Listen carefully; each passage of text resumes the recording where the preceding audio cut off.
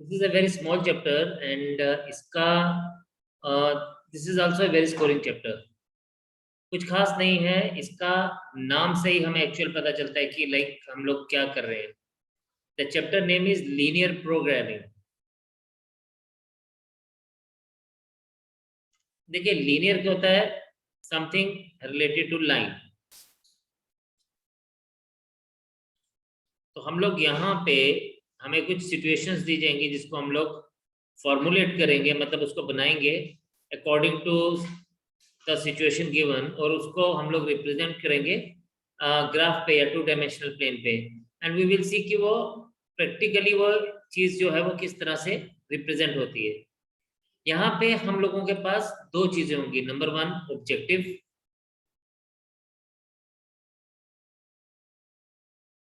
Objective मतलब our aim.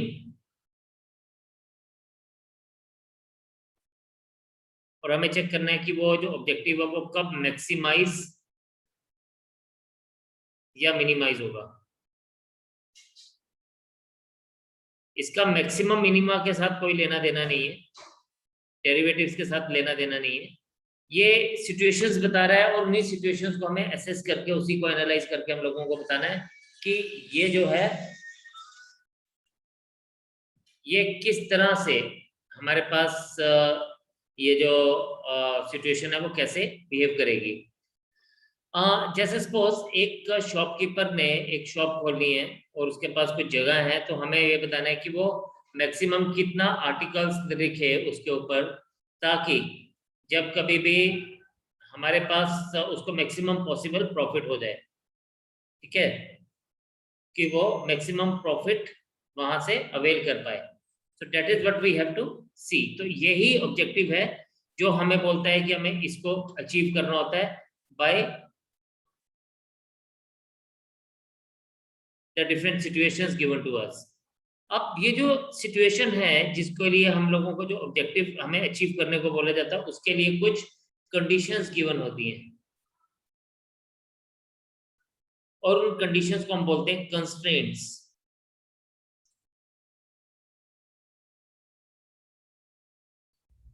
So basically हम लोग क्या करेंगे, हम लोग जो सिचुएशन हम लोगों को गिवन है, हम उस सिचुएशन को चेक करेंगे ऑन द गिवन कंस्ट्रेंट्स, और उन कंस्ट्रेंट्स को हम लोग रिप्रेजेंट करेंगे 2 डायमेंशनल प्लेन के ऊपर, और चेक करेंगे कि ये जो कंस्ट्रेंट्स हैं वो हमारे लिए किस तरह से बिहेव करेंगे फॉर अ पर्टिकुलर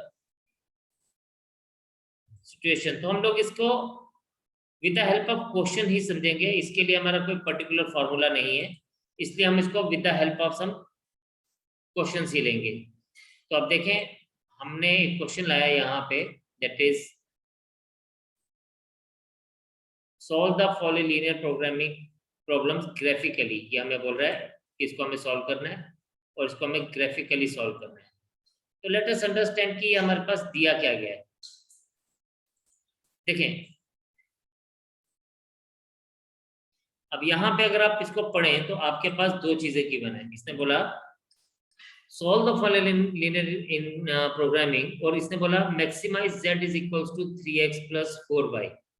ये हमारा ऑब्जेक्टिव है. कहने का मतलब ये है कि हम लोग x और y की क्या वैल्यू लें कि हम लोगों के पास ये जो z की वैल्यू ये मैक्सिमम पॉसिबल मिले, इस x और y की कौन सी वैल्यू मिले.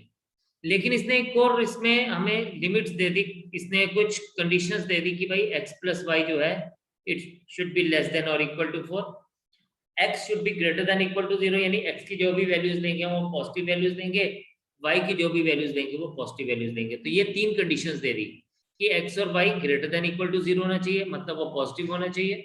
दूसरी बात कि इन दोनों का सम जो है वो लेस देन और इक्वल टू 4 होना चाहिए, यानी वो उससे ज्यादा नहीं होना चाहिए. तो ये हम लोगों के पास कंडीशंस गिवन है, इसी को हम कंस्ट्रेंट बोलते हैं कि यार ये कंस्ट्रेंट्स है हमारे लिए. Right, now understand the thing please. हमारे पास क्या है, हम इसको करेंगे कैसे. हम लोग हम लिखेंगे यहाँ पे सबसे पहले objective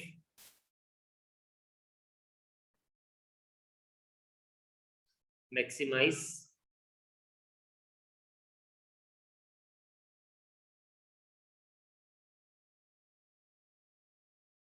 z is equals to 3x plus 4y। फिर इसी तरह से हम लिखेंगे इसके constraints. We should specify what are the constraints. Constraints are x plus y is less than equal to 4, इसको आप 1 ले लें। फिर x is greater than equal to 0, y is greater than equal to 0। now take, हमें जो main constraint हम उसको लेके चलना। टेक x plus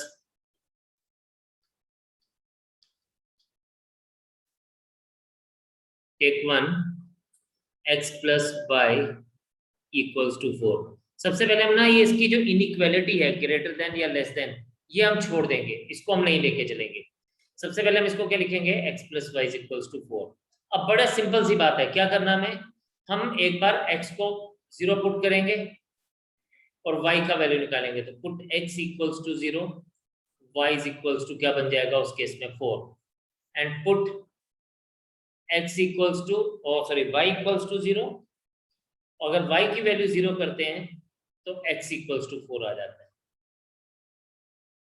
तो ये हमारा पहला स्टेप हो गया कि हमने क्या करना है, हमने कंस्ट्रेंट्स में पहले एक को 0 पुट करना है और दूसरे की वैल्यू निकालनी है, और फिर हमने दूसरे वाले को 0 पुट करना और पहले वाले की वैल्यू निकालनी है। तो हम लोगों ने निकाल दी x की वैल्यू और y की value at when the other is at 0। अब तीसरी बात, ये बात आपने बड़े ध्यान से समझनी है। Put x is equals to 0, y is equals to 0 in first। Now what is first? This is first। अगर मैं यहाँ पे, मेरी बात पहले ध्यान से सुनिएगा फिर नोट करिएगा। अगर मैं यहाँ पे इसमें x को भी 0 ले लूं, y को भी 0 ले लूं, तो हमारे पास क्या बन जाएगा, हमारे पास बन जाएगा this implies that 0 plus 0 is less than equal to 4, or we get the final result as 0 is less than equal to 4। Is it true? Yes, it is true। ठीक है, which is true। यानी हमने x की value 0 ली, y की value 0 ली, तो ये जो ऊपर वाली सिचुएशन को ये ट्रू प्रूव कर रहा है। अब आप सोचोगे इसका फायदा क्या हुआ हम लोगों को, ट्रू प्रूव करने पे इसका फायदा हमें क्या हुआ? इसका फायदा हम लोगों को ये हुआ बच्चे कि यहाँ पे हम लोग क्या करेंगे, यहाँ पे हम लोग इसको जब रिप्रेजेंट करेंगे 2 डायमेंशनल प्लेन पे, चलिए देखिए कैसे। अभी मैं इसको 2 डायमेंशनल प्लेन पे रिप्रेजेंट करने वाला हूं। Look at this.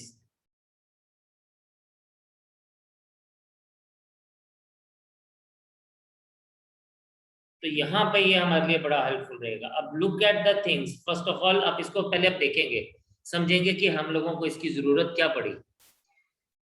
हमारे पास सबसे पहले इसने क्या बोला, इसने बोला कि एक सेकेंड,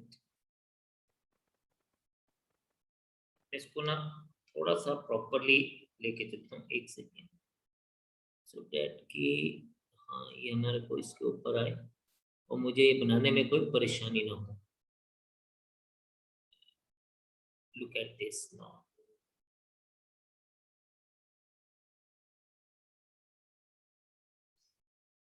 नाउ हम लोगों ने जब ये बना दिया, अब हमारे पास क्या था, हमारे पास है x equals to 4 तो y equals to 0, और x equals to 0, y equals to 4, यानी 1 2 3 and 4। लेट्स से ये दिस इज द पॉइंट, अगर हम लोग यहाँ पे देखें। एंड दूसरा बात क्या बोलता है, यानी मैं इसको इस तरह से बोल सकता हूँ, I can write this thing as, look at this, this is 1 2 3 4, और यहाँ पर भी ऐसे ही, this is 1 2 3 and 4, right. Now अब हमारे पास क्या बोलता है, हमारे पास बोलता है कि अगर x इक्वल्स टू, हमारे पास 4 था, y was 0, and y was this, x was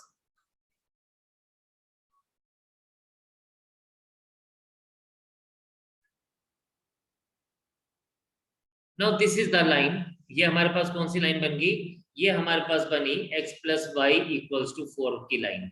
When x is equals to 0, y equals to 4. When y equals to 0, x equals to 4. Right? यहां तक तो हम लोगों ने लाइन बना दी. अब ये जो हम अब मेरी ये बात ध्यान से सुनना. हम लोगों ने ना x equals to 0 और y equals to 0 लिया था फर्स्ट में, और हमारे पास वो सिचुएशन ट्रू प्रूव हुई थी. यानी मैंने इसको ये वाला पॉइंट लिया. This point was 0 0, origin is 0 0. मतलब कहने का मतलब है, आप ध्यान से सुनिएगा कि जब हमारे पास ये कंडीशन पॉइंट डालने से जो कंडीशन ट्रू प्रूव होती है, इसका मतलब वो पॉइंट उस ग्राफ में कंटेन होगा. मतलब हम उस पॉइंट को उस ग्राफ में लेके चलेंगे. सो इसमें ऐसा है कि अगर तो ये हमें बोलता है x plus y equals to 4, फिर तो ये सिर्फ ये लाइन रिप्रेजेंट करता. लेकिन हमारे पास कंस्ट्रेंट क्या है? x plus y is less than equal to 4. और ये हमें कैसे पता चलेगा कि हमारे पास ये इस लाइन से ऊपर वाला पोर्शन है या इस लाइन से नीचे वाला पोर्शन है? हम लोगों को चेक करना है. ये जो ग्रीन लाइन मैंने बनाई जो कि x plus y equals to 4 को रिप्रेजेंट कर रही है, अब हमें जो रीजन चाहिए वो इस लाइन से ऊपर की तरफ का रीजन होगा या उससे नीचे की तरफ का रीजन होगा. That is what we have to see. वो हमें पता लगेगा जो पॉइंट हमने लिया वो कहां पे फॉल कर रहा है. अगर तो वो पॉइंट ट्रू है, then we will do the shading towards that particular point. जैसे कि मैं यहाँ पे शेडिंग कर रहा हूँ. What I am doing, I am containing this 0 0 point. और अगर सपोज, ध्यान से सुनिएगा, ये सिचुएशन मेरे लिए क्या होती, ये सिचुएशन मेरे लिए अगर नेगेटिव होती, मतलब मेरे लिए ये ट्रू नहीं होता, तो फिर मैं इसके ऑपोजिट साइड पे शेडिंग करता. तब मैं बाहर वाली तरफ शेडिंग करता, यानी ये जो लाइन है उससे ऊपर की तरफ शेडिंग करता. तो कंस्ट्रेंट है. फर्स्ट कंस्ट्रेंट से हमें पता लग गया कि हमें कौन सा वाला पार्ट लेना है. नाउ सेकंड कंस्ट्रेंट हमें बोलता है x greater than equal to 0. x greater than equal to 0 का मतलब है कि हम लोग ये वाला पोर्शन लेके चल रहे हैं. ये जो मैं ब्लू पोर्शन को शेड कर रहा हूं, यानी we will take only the right hand side of the x axis, because left hand side पे x एक्सिस नेगेटिव होता है. एंड थर्ड थिंग हमें बोलता है y greater than equal to 0. तो y greater than equal to 0 का मतलब ये है बच्चे कि हम लोग अबव x एक्सिस पार्ट लेके चलेंगे.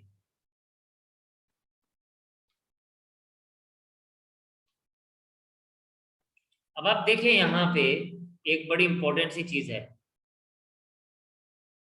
ये बात तो हो गई.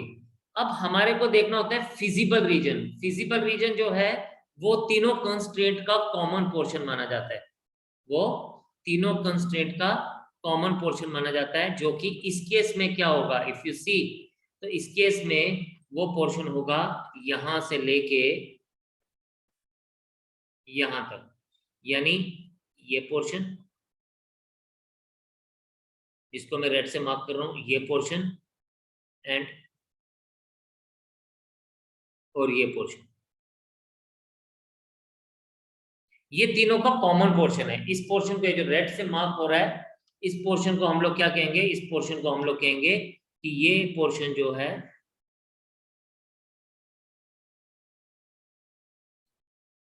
ये पोर्शन जो है, ये पोर्शन हमारे पास फिजिबल रीजन है. इनका क्या है, ये फिजिबल रीजन, यानी यही पोर्शन जो है वो तीनों का कॉमन पोर्शन है.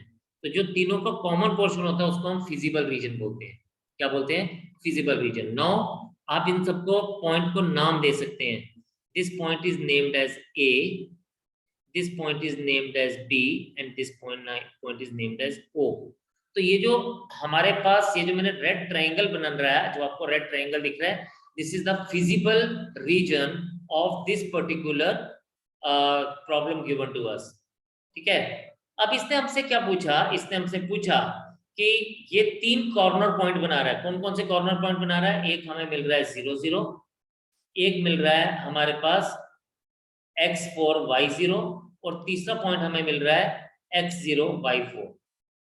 ये पॉइंट्स होते हैं, इनको हम कॉर्नर पॉइंट्स बोलते हैं. ठीक है, तो हमें 3 कॉर्नर पॉइंट्स मिले। कौन कौन से कॉर्नर पॉइंट्स मिले? एक मिला 0 ओरिजिन पे, एक मिला हमें A जो कि 04 था, और एक हमें मिला B यानी 40 था। फिर हम इन कॉर्नर पॉइंट्स के ऊपर ऑब्जेक्टिव को देखेंगे। What was the objective? Our objective was z is equals to 3x plus 4y, ये हमें बताया गया था, और हमें बोला गया कि हमें वो पॉइंट लेना है, वो वैल्यू लेनी है जहां पे ये वैल्यू मैक्सिमाइज हो। 0 0 के ऊपर z will be equals to 0। Agree करते हैं आप इसको? x की जगह 0 डालेंगे, y की जगह 0 डालेंगे तो हमें 0 मिलेगा। एक पॉइंट अगर हम लेंगे तो z हमारे पास क्या हो जाएगा? 0 प्लस 16 इक्वल्स टू 16, और b पॉइंट अगर हम 4 0 डालेंगे तो ये बन जाएगा 12 plus 0 equals to 12। Now if you see here, तो हमें किस पॉइंट के ऊपर सबसे बड़ी वैल्यू मिल रही है, मैक्सिमाइज हो रही है? When we are taking a04 यानी x0 and y equals to 4, so this is giving us the maximum value as far as these constraints are concerned। देखिए जी, आप तो बोल सकते हैं कि सर हम तो कोई भी वैल्यू ले सकते हैं, जैसे x equals to 20, y equals to 30 ले लेंगे तो सर ये तो वैल्यू और बड़ी हो जाएगी। You are very very right, लेकिन हमें जो सिचुएशन दी गई है, जो हमें लिमिटेशंस दी गई है, जो हमें कंडीशंस दी गई है, हमें उन कंडीशंस को सेटिस्फाई करने की x plus why should be less than और इक्वल टू 4। ठीक है, सो देयरफॉर रिक्वायर्ड, ये हमारा सोल्यूशन होगा बच्चे। सो हम लोग लिखेंगे देयरफॉर रिक्वायर्ड पॉइंट इज, और रिक्वायर्ड सोल्यूशन इज क्या आ जाएगा? x required point is 04। So this is how we have to find out the answer. Now if we see, एक बार हम इसको दोबारा से एनालाइज करते हैं कि हमने किया क्या। देखें, हम लोगों के पास एक ऑब्जेक्टिव दिया गया था जिसको हमें मैक्सिमाइज करना था। फिर हम लोगों को कुछ रिस्ट्रिक्शंस या कुछ कंडीशंस दी गई थी, कंस्ट्रेंट्स दिए गए थे कि भाई x प्लस वाई की वैल्यू लेस देन और इक्वल टू 4 होनी चाहिए, x should B positive, y should be positive. तो हम लोग हमेशा पहले क्या करते हैं, जो ये कंस्ट्रेंट होता है x प्लस वाई की शेप में जो होता है उसको हम लोग इक्वलिटी में चेंज कर देते हैं। जैसा कि हमने यहाँ पे ग्रेटर लेस देन को हटा दिया और x plus y equals to 4 ले लिया। फिर हम क्या करते हैं, एक बार x को 0 पुट करेंगे, एक बार y को 0 पुट करेंगे, और फिर चेक करेंगे कि x और y की वैल्यू क्या है। इससे हमें पता लगता है कि वो x एक्सिस और y एक्सिस को कहाँ पे कट करता है। तीसरी बात हम क्या लेंगे, हम कोई भी एक पॉइंट लेंगे, बट मैं इजीनेस के लिए 0 0 जनरली लेता हूँ, ताकि हम लोगों को ये समझ आ जाए कि वो पॉइंट जो है वो उस पर्टिकुलर कंस्ट्रेंट में कंटेंट है कि नहीं है। तो जब हमने यहाँ पे x भी 0 लिया, y भी 0 लिया, तो हमें पता लगा कि यार ये पॉइंट जो है it is lying inside the graph. Then we draw the points on the graph and we checked for the feasible region. Now important is what is feasible region. Feasible region is the region which is common to all the three constraints. जो तीनों constraint का common reason होगा that is called feasible region. और फिर feasible region जब हमें मिल गया, हम उसके कॉर्नर्स ढूंढते हैं, जैसे कि इस केस में O, A and B were the corner.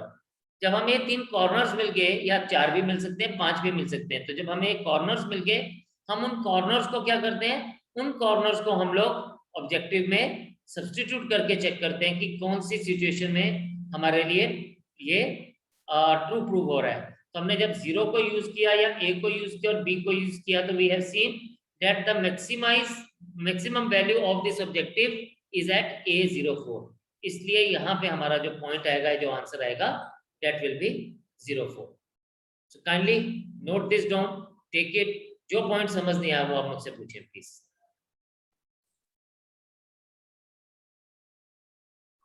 चले जी, देखें हम यहाँ पे हम लोगों को क्या दिया गया है। We have been given here objective जो है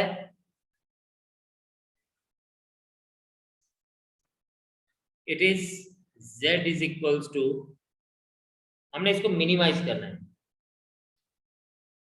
ऑब्जेक्टिव इज यानी हमारा जो एम है वो है टू मिनिमाइज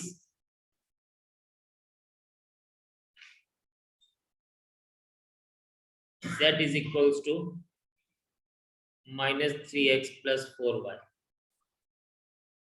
एंड कंस्ट्रेंट्स हैं हमारे पास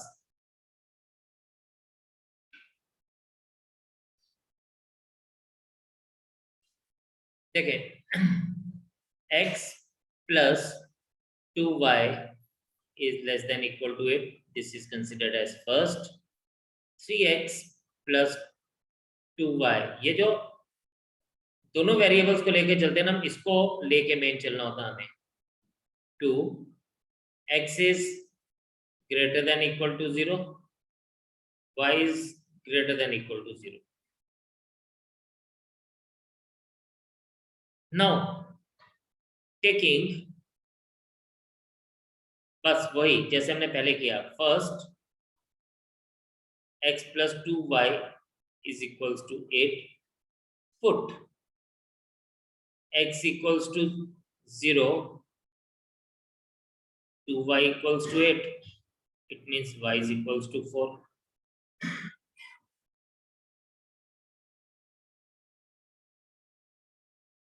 Second, वही put y is equals to 0, तो हमारे पास क्या आ जाएगा, x is equals to 8. ये हमारे पास पहले कंस्ट्रेंट के लिए आया, और इसके साथ हम इसके लिए वो भी चेक करेंगे. Put x equals to y equals to 0 in first, we get 0 plus 0 is less than equal to 8, which is true. अगर ये बात ट्रू है तो बड़ा सीधा सा मतलब ये है कि ये पर्टिकुलर पॉइंट जो है it will B contained in the graph, ठीक है, विच इज ट्रू. नाउ ये हम लोग अभी ग्राफ बनाएंगे तो चेक करेंगे. पहले टेकिंग 2, इसके लिए भी कंडीशंस चेक कर लेते हैं. Taking 2 means 3x plus 2y equals to 12. Put x is equals to 0, तो बच्चों क्या बन जाएगा, 2y equals to 12. This implies that y is equals to 6. तो इसमें हमारे पास y की वैल्यू 6 आ गई. फिर put y equals to 0,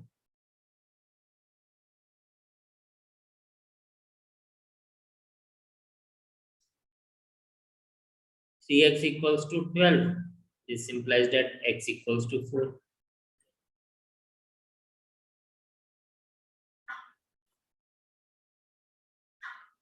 अब देखिए x भी 4 आ गया, y भी 6 आ गया, ये भी मिल गया. 9.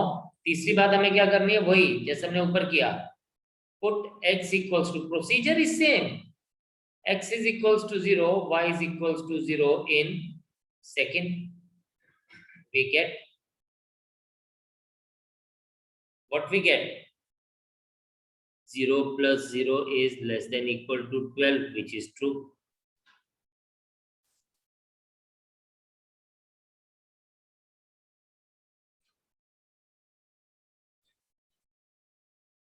Also अब हमें ये दिया गया है x is greater than equal to 0 and y is greater than equal to 0. अब हमारा नेक्स्ट काम क्या है, हम इसके लिए ग्राफ को प्लॉट करेंगे जैसे हम लोग ने पिछले केस में किया.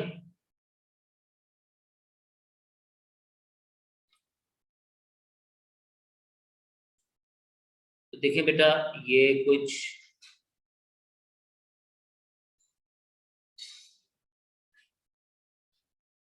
ज्यादा ही बड़ी लाइन होगी. एक सेकेंड.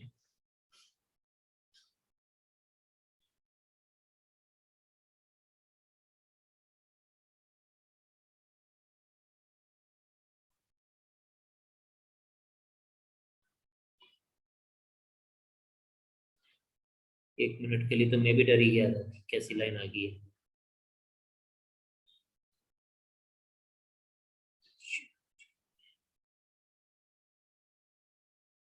चलिए इसमें हम पॉइंट्स प्लॉट करेंगे नॉर्मली जैसे हम करते हैं. तो दिस इज 1 2 3 4 5 6 7 एंड इसी तरह से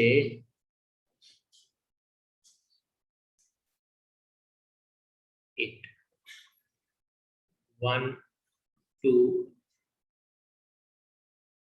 3 4 5 and 6. Now this is the thing. अगर हम इसको देखें बच्चे, तो पहली सिचुएशन क्या थी? पहली सिचुएशन थी if x equals to 4, x equals to 0, y equals to 4. यानी this was the point. And if y equals to 0, x equals to 8. यानी somewhere 1 2 3 4 8. ये पॉइंट है जी. लिखने में वो आगे चला गया, बट ये पॉइंट है. Now if you see similarly हमारे पास बोलता है when x equals to 0 y equals to 6. Okay, एक पॉइंट ये है. And when y equals to 0 x equals to 4, तो एक पॉइंट ये है. अब हम इसको रिप्रेजेंट करेंगे बाय डिफरेंट लाइंस.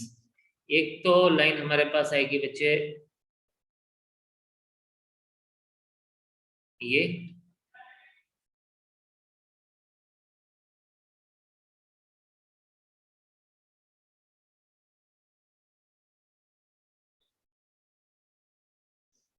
राइट. एक लाइन हमारे पास आएगी ये,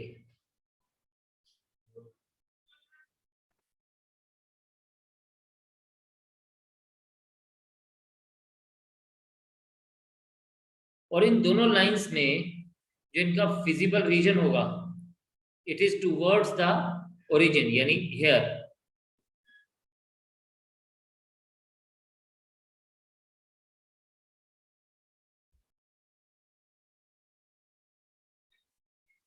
ये आ गया हमारे पास फर्स्ट उसके लिए. एंड सिमिलरली हम लोग सेकंड उसके लिए चेक करेंगे, तो ये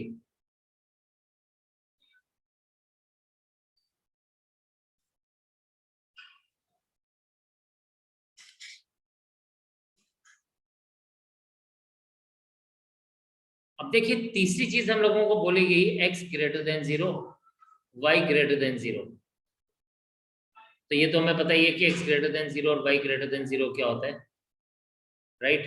और अब हम लोग चेक करेंगे, we will be looking at what, will be looking at the feasible region. अब ध्यान से देखना, फिजिबल रीजन हमारा क्या आएगा, ये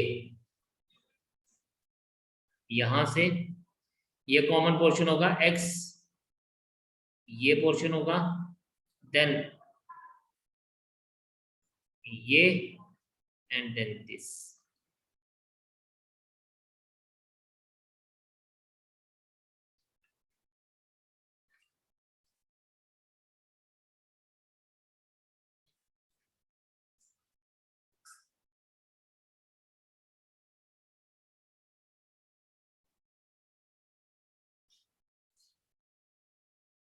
राइट. अब आप इसको देखें, you can write these points as this is O,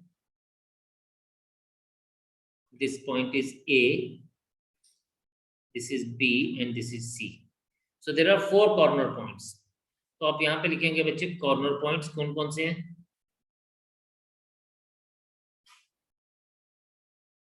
O 0 0, A अगर आप देखें तो ये हमारे पास आ गया 0 4. B का हम लोग अभी देखते हैं. C हमारे पास क्या आ गया, C आ गया हमारे पास 4 0. अगर B आपको ना ऐसे पता नहीं चलता, कई बार होता है कि हम लोगों को एकदम से पता नहीं चल पाता, जैसे कि इस केस में है, तो हम लोग क्या करते हैं, हम दोनों इक्वेशंस को नॉर्मली जैसे सॉल्व करते हैं ना, हम वैसे ही सॉल्व करेंगे इसको. The way we generally solve this equations, यानी हम इन दो इक्वेशंस को लेके चलेंगे, इन दो इक्वेशंस को सॉल्व करें. एंड इफ वी चेक, तो हमारे को क्या मिलेगा, इफ यू सी, ध्यान से सुनना मेरी बात, अगर मैं इन दोनों इक्वेशंस को सॉल्व करता हूं ना, तो ये मेरे पास बन जाएगा 2x is equals to 4, x equals to 2, and y is equals to 3, तो ये पॉइंट मुझे 2, 3 मिल जाएगा। अगर जैसे हम लोगों ने ग्राफ बनाया, मेरे ग्राफ पे ना ये रिप्रेजेंट नहीं हो पा रहा था, बिकॉज मेरा ग्राफ थोड़ा सा वो है, इसको नंबर्स को चेक करने में थोड़ा सा मुझे ध्यान देना पड़ेगा। इन केस कई बार ऐसा होता है कि आपको ग्राफ नहीं मिलता एग्जाम में, या कहीं पर भी आपको आपके पास स्केल भी नहीं है, या नहीं आप फाइंड आउट कर पाते, ठीक है, आप स्केल लेना भी भूल गए, आपके पास ग्राफ पेपर भी नहीं है, और आपने बड़ी मुश्किल से उसका ग्राफ तो प्लॉट कर दिया, बट आपको उसकी ना एग्जैक्ट वो नहीं पता चल रहे पॉइंट्स। सो फिर बेटर है कि इन दो कंस्ट्रेंट्स को सॉल्व करिए, जैसे मैंने सॉल्व किया, जो कि आपने अपनी जूनियर क्लासेस में लीनियर इक्वेशन जैसे सॉल्व करते हैं, and then you will be finding the point of intersection, जो कि आपका इन दोनों का सॉल्यूशन होगा। तो कॉर्नर पॉइंट्स मिल गए। अब हमें ऑब्जेक्टिव था, हमारा objective was z is equals to -3x plus 4y, we need to check this। तो हमारे पास क्या आएगा, देखें a00 पे ये हमारे पास 0 ही बना, z is equals to 0, -0 plus 0 is equals to 0। a में हमारे पास ये बन गया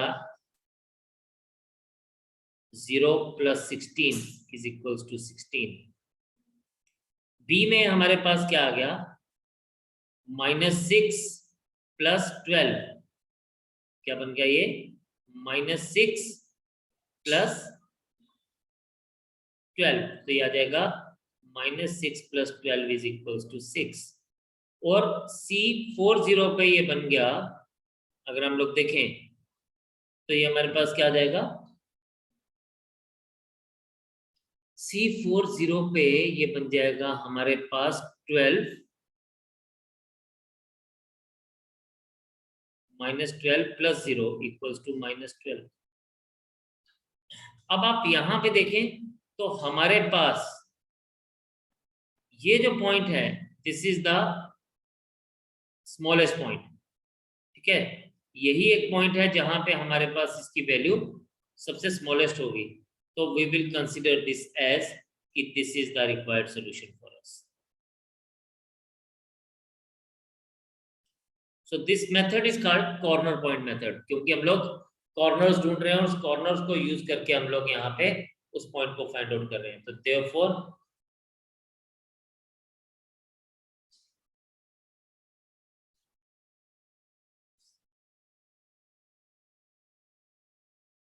required solution is 40।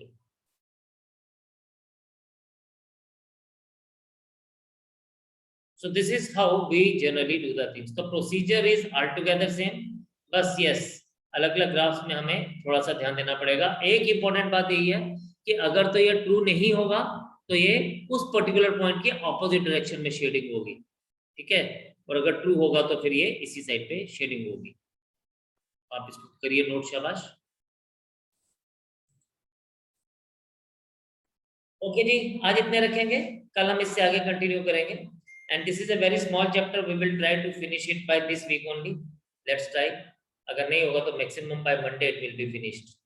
So bye for today, God bless you all, take care and जय हिंद।